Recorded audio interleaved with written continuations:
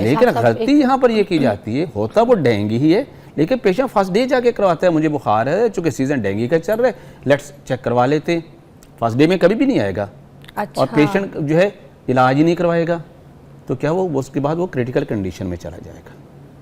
First day आया, patient जाकर CBC check करवा लिया, मेरे प्लेटलेट्स भी ठीक हैं जी डॉक्टर साहब, मेरे यहाँ पर वो WBC भी बिल्कुल ठीक है, मेरा SCT भी बिल्कुल नॉर्मल है, मुझे तो डेंगू नहीं है। भाई वो आपको सिम्टम आएंगे 4th day of the fever में। अच्छा, उससे पहले उसके अंदर तो कोई चेंज आएगी ही नहीं। ठीक है। वालेकुम अस्सलाम, कैसी तबीयत है? अल्हम्दुलिल्लाह। आज डेंगू के बारे में बात करेंगे। पहले तो बताइएगा कि जो डेंगू है इसका इलाज 100% हिकमत में है? अगर मैं कहूँ कि मोर देन 100% है तो ये बात ज़्यादा बेहतर है। वाह, अच्छा। क्योंकि उसकी वजह ये है कि हम सिम्टमेटिकली इलाज नहीं करते, हम रूट काज के इलाज करते हैं। जैसे कि एलोपैथी में मुख्तलिफ टेस्ट करवाए जाते हैं, वो तो हम भी करवा लेते हैं, लेकिन हमारे यहाँ ये होता है कि मच्छर ने जब इंसान को काटा तो उसके अंदर क्या तब्दीली वाक़या हुई। हमारी जो तिब के पैरामीटर्स हैं वो कहते हैं कि आपके अखलाक में कौन सी खिल्त बढ़ जाती है जिसकी वजह से ये प्रॉब्लम्स होती हैं। मच्छर ने जब भी इंसान को काटा तो उसके अंदर खिल्त सफ़रा बढ़ी, यानी गर्मी खुश्की बढ़ जाती है। और गर्मी खुश्की से रिलेटेड जितने भी सिम्टम्स आएंगे वो सारे के सारे डेंगू फीवर के अंदर आ रहे हैं। लेकिन यहाँ पर थोड़ा सा मैं इंट्रोड्यूस ये भी करवा दूँ कि नॉर्मली इसके बारे में जो अलामात बताई जाती हैं वो सारी इतनी इकट्ठी बता दी जाती हैं कि पेशेंट ख़ुद कंफ्यूज हो जाता है और उसको पता नहीं चलता उसे डेंगू है भी कि नहीं, किस फेज़ के अंदर, यानी उसे फेब्राइल फेज़ के अंदर कौन सा टेस्ट करवाना है, क्रिटिकल फेज़ के अंदर कौन सा टेस्ट करवाना है, और इवन जब रिकवरी उसका फेज़ चल रहा होता है उसे तब कौन से टेस्ट करवाने हैं। अगर उसको हम एजुकेट कर दें पेशेंट को तो अर्ली फेब्राइल फेज़ के अंदर जब हम इलाज करते हैं तो क्रिटिकल फेज़ में पेशेंट जाता ही नहीं है, क्योंकि हमने तो उसकी रूट काज के इलाज कर दिया। आप पेशेंट का जो वो किसी भी सूरत के अंदर प्लेटलेट्स नहीं गिरेंगे, उस पेशेंट का कभी भी SCT नहीं गिरेगा, यानी उसका हेमाटोक्राइटिक जो है, जो उसका ब्लड का वो ज़्यादा गाढ़ा नहीं होगा, उसके अंदर प्लाज्मा की डेफिशिएंसी नहीं आएगी, उसके लेथार्जिक नहीं होगी। ये सब अगर आप अर्ली स्टेज के अंदर फेब्राइल कंडीशन के अंदर जब फेज़ फर्स्ट था आप प्रॉपर इलाज करें, ये ना करें कि आप जस्ट को बुखार है और बुखार की दवाई दे दी। भाई क्यों दे, बुखार हुआ क्यों था, कुछ हेल्थ की जाती से हुआ। मैं इलाज करता हूँ, मेरा पेशेंट कभी जब मेरे पास फेब्राइल फेज़ में आता है वो कभी भी क्रिटिकल फेज़ में नहीं जाता। जिस वक्त पेशेंट आपके पास आता है फेब्राइल फेज़ के अंदर, जो कि 1 से लेके 3 दिन तक वो फेज़ होता है, जिसमें मरीज़ को बुखार बहुत तेज़ होता है, उसके सर में शदीद दर्द हो रहा होता है, उसकी आंखों के पीछे शदीद दर्द होता है, उसका मैदा डिस्टर्ब हो रहा होता है, तो उस वक्त आपने ये फार्मूला देने, दिन में 4 दफ़ा दें। लेकिन एक चीज़ ज़हन में रखिए कि उसे गर्म चीज़ें मत दीजिएगा। गर्म चीज़ें जैसे पालक, साग, मेथी, अचार, तेज़ मिर्च मसाले नहीं देंगे, उसे अल्कलाइन डाइट पे ले जाएं। जैसे कि चावल है, खिचड़ी है, साबुदाना है, दलिया है, या सब्जियां हैं, टिंडे, गाजर, मूली, शलजम, घिया, लेकिन उसमें हल्की सी काली मिर्च डालिए, सुर्ख मिर्च और तेज़ मिर्च इस्तेमाल ना कीजिए, ये बहुत ज़रूरी होता है। अदरवाइज ये इसको एग्रीवेशन कर देगा, इस पेशेंट को बुखार तेज़ कर देगा, उसकी आंतें डिस्टर्ब करेगा, उसके मैदे को डिस्टर्ब कर देगा। तो आते हैं फार्मूले की तरफ। तो आपने ये 4 चीज़ें लेनी है। एक है जी सत मलट्ठी, यानी एक्सट्रैक्ट ग्लिसराइजा, ऐसे ही पंसारी से मिल जाता है सत मलट्ठी। दूसरे नंबर पर आपने लेने हैं सुहागा, और तीसरे नंबर पर लेने हैं आपने गंधक आंवला सा, और चौथे नंबर आपने लेना है ये एक है गौदंती। इसको पंसारी से लेंगे और इसे सिर्फ चूल्हे पे रखेंगे तो वाइट इन कलर हो जाएगा, ये ऑक्साइड हो जाएगा, जैसे मैंने ऑक्साइड करके दिखाया यहाँ पर। वैसे तो ये और कलर में होता है, लेकिन जब ऑक्साइड होगा तो इसलिए बड़ा ईजी हो जाएगा इसको तोड़ना, जैसे मैंने यहाँ पर इसको पाउडर कर दिया है। अच्छा। ये ईजी हो जाएगा यूज़ करना। ये चारों चीज़ें बराबर वेट में लेके इनको अच्छी तरह ग्राइंड करके मिक्स कर लीजिएगा, और चाय वाली आधी चम्मच दिन में 4 दफ़ा पानी के साथ लीजिए। इंशाल्लाह आप देखेंगे इससे बुखार वगैरह उसका बिल्कुल क्लियर हो जाएगा, इंटायरली ठीक हो जाएगा। अच्छा। लेकिन समटाइम पेशेंट हमारे पास आता उस वक्त है जब वो 3 दिन गुजार के आता है, तो नेक्स्ट जो होता है वो उसका क्रिटिकल फेज स्टार्ट हो जाता है। और यहाँ पर भी पेशेंट से एक बड़ी मिस्टेक हो जाती है कि जैसे चौथा और 5वां दिन आता है इस फीवर का, उसका बुखार बिल्कुल उतर जाता है और पेशेंट कहते हैं मैं बिल्कुल ठीक हूँ, अब मुझे बुखार है ही नहीं। दरअसल वो क्रिटिकल फेज होता है और उस वक्त से बड़ा विजिलेंट होना होता है पेशेंट को। तब उसे जाके अपना CBC चेक करवाना चाहिए। जब वो CBC चेक करवाएगा तो वो देखेगा उसका प्लेटलेट्स डिस्टर्ब तो लो तो नहीं हो रहा, जिसकी नॉर्मल वैल्यू 1.5 लाख से 4 लाख है, क्या वो गिर तो नहीं गए। और सेकंड उसने ये देखना है कि उसका WBC जो उसका इम्यून सिस्टम है, क्या उसके WBC ड्रॉप तो नहीं हो गए। और तीसरी चीज़ हम उसमें देखते हैं HCT हेमाटोक्रिट जो है वो हम देखते हैं कि उसके ब्लड के अंदर प्लाज्मा जो है वो कम तो नहीं हो गया, खून ज़्यादा गाढ़ा तो नहीं हो गया, HB लेवल गिर तो नहीं गया।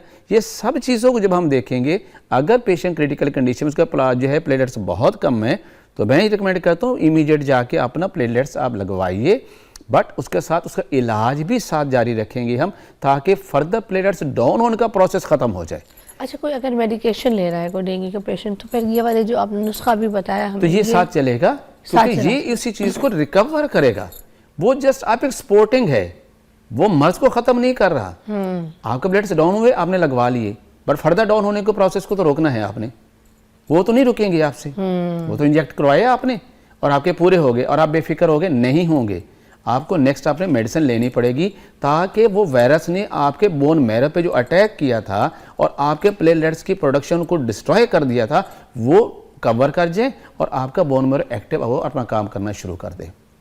अगर पेशेंट आपके पास क्रिटिकल फेज में आता है, जो 4 से लेकर 7 दिन तक होता है, डेली बेसिस पे CBC चेक करवाएंगे और पेशेंट को इस फेब्राइल जो बुखार है उसके साथ एक और नुस्खा मैं बता रहा हूँ साथ वो ऐड करके देंगे, तो उसके जो है प्लेटलेट्स जो हैं वो इम्प्रूव होना शुरू हो जाएंगे।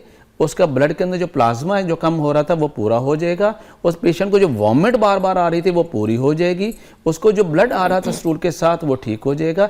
वो जो लेडीज़ में ख़ास तौर पर अगर इन डेंगू वायरस के दौरान, डेंगू फीवर के दौरान अगर उनका मेंस्ट्रुअल पीरियड आ रहा है, तो ऐसी ख़वातीन में चूँकि खून पतला होता है, बड़ा प्रोफ्यूज किस्म की ब्लीडिंग स्टार्ट हो जाती है और बहुत हैवी ब्लीडिंग स्टार्ट हो जाती है, तो वो भी इस फार्मूले से कंट्रोल हो जाएगी और पेशेंट हमारा सर्वाइव कर जाएगा और इंशाल्लाह सेहत की तरफ चला जाएगा, पेशेंट हमारा ठीक हो जाता है। अच्छा, अब जब डेंगू किसी को हो गया तो बॉडी में जो पेन है, लेथार्जिकनेस है, ठीक है, और कमज़ोरी है, तो और कुछ खाया पिया नहीं जाता, कुछ हजम नहीं होता, तो ये सारी जो उनको इश्यूज चल रही है, इसमें बुखार ये फेब्राइल फेज की अलामात है ना जी। अच्छा। और अक्सर कन्फ्यूजन क्या होते हैं, पेशेंट को बुखार हुआ जैसे आपने बताया, उसको बहुत शदीद किस्म सर दर्द हुआ, उसके आंखों के अंदर शदीद दर्द होना शुरू हो गया, उसको मतली उल्टी आनी शुरू हुई, उसकी भूख बिल्कुल बंद हो गई, उसकी बॉडी पे रैश जो है वो ये सारी कैफियत आनी शुरू हो गई। तो और साथ बाकी है कि उसको लेथार्जिक होनी शुरू हुई। उसने फर्स्ट डे जाकर अपने टेस्ट करवा लिया, INS-1 इसको टेस्ट कहते हैं, दैट वाज नेगेटिव। कहते हैं मुझे तो डेंगू है ही नहीं, लेकिन उसको ये नहीं पता कि ये डेंगू वायरस की जो कंसनट्रेशन है अंदर 3rd day of the fever होगी, फर्स्ट डे में तो होगी नहीं। अब 3rd डे पे जब करवाएंगे तो आपका जो ये इसका वायरल जो कंसनट्रेशन है वो मोर देन 1 आएगी, दैट्स मीन कि आपको डेंगू वायरस है, डेंगू फीवर है। और अगर लेस देन 1 है इसका मतलब आपको नहीं है, फिर आपको कोई और टेम्परेचर है, आप उसके इलाज करवा लें। अच्छा, लेकिन गलती यहाँ पर ये की जाती है, होता वो डेंगू ही है, लेकिन पेशेंट फर्स्ट डे जाके करवाता है, मुझे बुखार है चूँकि सीज़न डेंगू का चल रहा है, लेट्स चेक करवा लेते हैं। फर्स्ट डे में कभी भी नहीं आएगा। अच्छा। और पेशेंट जो है इलाज ही नहीं करवाएगा, तो क्या वो उसके बाद वो क्रिटिकल कंडीशन में चला जाएगा। फर्स्ट डे आया, पेशेंट जाकर CBC चेक करवा लिया, मेरे प्लेटलेट्स भी ठीक हैं जी डॉक्टर साहब, मेरे यहाँ पर वो WBC भी बिल्कुल ठीक है, मेरे HCT भी बिल्कुल नॉर्मल है, मुझे तो डेंगू नहीं है। भाई वो आपको सिम्टम आएंगे 4th day of the fever में।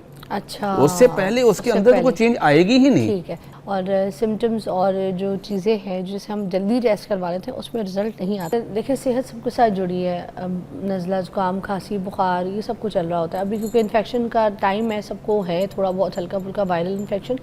एक छोटी सी टिप मुझे यहाँ से मिली है, तो मैंने कहा मैं आपको भी पहुँचा दूँ। मुझे उन्होंने कहा कि मुलेठी जो होती है ना, उसका पाउडर थोड़ा थोड़ा चाटना शुरू कर दें तो आपको एंटीबायोटिक नहीं लेनी पड़ेगी। लाइक मुझ जैसी इंसान ना एंटीबायोटिक से भागती है, तो मेरा गला ख़राब हो, खांसी हो, इन्फेक्शन लग जाए तो मैं एंटीबायोटिक से बहुत दूर रहती हूँ। तो उन्होंने कहा मुलेठी को थोड़ी थोड़ी देर बाद चाटना शुरू कर दें, हर 2 घंटे बाद 3 घंटे के बाद, तो 2-3 दिन ये रहती है इन्फेक्शन में, फिर ठीक हो जाएगा। और दूसरा मुझे कहा रात को सोने से पहले आदत डाल लें कि आपने थोड़ा सा गुड़ जो है ना मुंह में रखना है, मगर खालिस होना चाहिए, और उसको चूसते सो जाएं। और उसके बाद जब आप सुबह उठेंगे तो आपका गला भी साफ़ होगा, इन्फेक्शंस भी ख़त्म होंगे और गला तर होगा, थोड़ा सा ड्राइनेस उसकी ख़त्म हो जाएगी। तो ये कुछ टिप्स मुझे मिली थी, मैंने आप तक शेयर कर दी, क्योंकि अभी चल रहा है ये वायरल, सबको मुझे भी है। अब हम अपने टॉपिक की तरफ आते हैं, जो कि हम बात कर रहे थे डेंगू के ऊपर। अच्छा, ये जो पहला आपने कहा कि टेस्ट कराते हैं और उसमें नहीं आता तो फिर हम कह देते हैं कि नहीं हमें कुछ भी नहीं है, वो अब जल्दी शुरू एक्चुअली के टाइमिंग जो है वो एक्चुअली ये बताया जाता है, जो सिम्टम तो बता दी, अलामात तो एक आया यहाँ पर कोई हकीम साहब आए, डॉक्टर साहब ने अलामात, लेकिन ये नहीं बताया कि किस टाइम पे कौन सा टेस्ट लेने हैं आपने। और हम में कन्फ्यूजन वो, ये पेशेंट ने करवा लिया, उसके बाद नेगेटिव था फ्रॉम द फर्स्ट डे, उन्होंने कहा मुझे नहीं है, उसने CBC करवा दिया, दैट वाज नॉर्मल, उसने कहा मुझे तो डेंगू है ही नहीं। फिर नहीं, किस स्टेज में जाते तो उसमें यह है कि 3rd day of the fever जब होगा तब आपका NS1 ये करवाएंगे, जो ये शो करता है कि डेंगू वायरस जो है उसकी कंसंट्रेशन कितनी है और फीवर ब्लड के का क्या अंदर। रेट होना चाहिए, किस तरीके से फीवर का क्या रेशो क्या क्या होना चाहिए? ये इसका पेशेंट में जो फीवर आया था, जिसे हमने बताया, हमारे यहाँ चूँकि सफराज से मुताल्लिक़ होता है, और सफरावी बुखार जो होता है वो हमेशा हाई ग्रेड फीवर में होता है। अच्छा। हमेशा 102 से 104 तक जाता है वो। हाँ। जब भी होगा 104, 13, 12 पे जाएगा। तो उसको जब अब ये है, और सेकेंडली जब हम उस मरीज़ की टंग को चेक करेंगे तो वो बिल्कुल रेड इन कलर होगी। इसके बाकी सिम्टम देखेंगे तो उसके यूरिन के अंदर बहुत ज़्यादा बर्निंग हो रही होगी, उसकी पल्स जो होती है बहुत ज़्यादा जा रही होती है, इसके जिस्म बहुत ज़्यादा गर्म हो रहा होगा। अगर यही जब उसके गर्मी बढ़ती है उसके स्टमक में जाके, तो स्टमक में क्या स्वेलिंग पैदा करती है, मरीज़ की भूख बिल्कुल बंद हो जाती है, उसका मतली होती है, उसको कह आ रही होती है। यही सफराविया जब उसकी आंतों तक पहुंचती है तो फिर उसके आंतों के इरिटेशन होती है और उसको जो है बार बार थोड़ा मोशन आता है। और अगर यहीं पर कंट्रोल ना किया जाए और ये क्रिटिकल फेज़ में चला जाए तो फिर मरीज़ को मलीना होना शुरू हो जाता है, यानी उसको ब्लड जो है वो आना शुरू हो जाता है पखाने के अंदर, और उसको ब्लैक कलर का पखाना आना शुरू हो जाता है। ये उसका क्रिटिकल फेज़ में जाएगा। लेकिन फर्स्ट स्टेज के मतलब उसके पेट मोशन लगेंगे और थोड़े थोड़े लगेंगे, पेट में मरोड़ होगा, थोड़ा सा मोशन आएगा, पेट में मरोड़ होगा, और दिन में 5-6 दफ़ा ऐसा एपिसोड हो जाएगा। तो ये सारे सिम्टम्स आपको बता रहे होंगे कि इस पेशेंट को जो है जो फीवर है वो डेंगू फीवर है, और उसका तिल के साथ जो हम कोरिलेट करेंगे तो ये सफरावियत की ज़्यादती